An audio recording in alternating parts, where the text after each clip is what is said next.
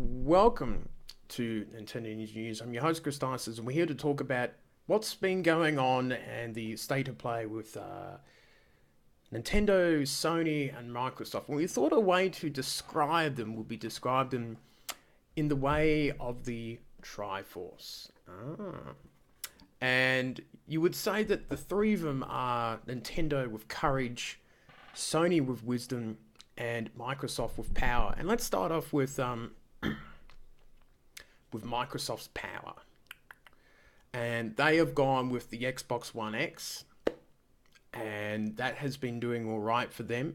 And they've gone for sort of more of a power thing. Obviously, when the Xbox One was launched, they shot themselves in the foot with the problems of promoting it as an entertainment hub. People just wanted games, and the message was bad, and it got off to a very sort of poor launch. It took quite a while for Microsoft to turn it around, but over time, and they worked pretty hard towards it, they started to sort of change the direction back to games for Microsoft. And one of the main problems, I guess, is what would be the exclusive games and that. You know, what are these exclusive games? And I don't think there's enough there for Microsoft at this point, but those things could change in 2018, which is always a very interesting thing. I think a lot of people own, you know, a Sony console and a Nintendo one for their exclusives, but Microsoft seems to be on the outer, I think, with a lot of people at the moment. And it still has sold 35 million for the Xbox One, which is still a great number for them, but obviously not as good as the PlayStation 4's numbers. So is something that Microsoft would like to look at. And one of the things that I do like about Microsoft is their backward compatibility with 360 games and original Xbox games, and that's been a really good thing that they've done, where I think Sony and especially the Nintendo Switch can do a little better on. But I'm not too sure if power is just the only thing that Microsoft needs to be more competitive towards Sony and sort of really get this message across that they are about video games and that sort of thing. It's going to be a tough road for Microsoft. So we have Sony with the wisdom, and what does wisdom have to do with Zelda? And Sony was just really wise and smart to have the motto for the gamers. That was essentially it. And the PS4 has sold 70 million. It's done incredibly well due to that simple message, putting out great games. Yes, there's been quite a few ports, but that doesn't really matter. Because the sales have been great. There's been a lot of great games on it. It's a good platform. Their online service is doing really well too. And they've done an incredible job of just selling a very simple message. It's all about the games. It's a good, strong console that many people like. It's sold really well. And I enjoyed the PS4 when I had it.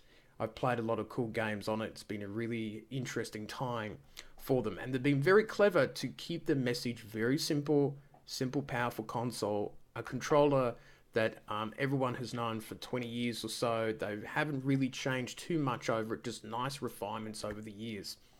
And they've done a really, really great job with that. So they've been very wise to craft and mold that sort of thing over time. So they just need to keep on cruising ahead on that regard. They can release a console in 2020 or even 2021 if the sales continue. And I think they will definitely get 100 million. I'm not too sure about 150 million. Might be a bit of a push, but you never know. If this console sticks around for a decade plus, that might be that they could reach that total. Now, Nintendo, they are definitely the courage. They had the courage after the Wii U to go back to the drawing board and do something different once again. They could have gone and done a traditional console like Sony, Microsoft, but they decided to double down on the Wii U idea and turn the gamepad into a tablet with the Joy-Cons and the Nintendo Switch and things like that. And they've enjoyed incredible success in the last year. They definitely turned a 180 in that respect. And of course, they encourage even more by releasing something like the Nintendo Labo, which has been seen some great pre-orders, a lot of interest, yes, a lot of cardboard jokes and things like that. And it's great to see that Nintendo's courage continues to go on, despite probably a lot of people saying and telling them it's time for them to do a traditional console. And I'm sure that a lot of people are eating crow over Nintendo's success, and even I'm surprised by its success. I thought it would do pretty well, but I didn't know it was going to do this well in that regard. And it's interesting to see how all the three will go. I think Microsoft will still have a struggle for this year. Hopefully they get some sort of exclusives for their fan base. Sony, I think it's really just keep up the good work for them. I think they've got no real problems at the moment. There's no real competition towards them. Nintendo's really not a direct competitor. Microsoft is still sort of figuring out what they want to do.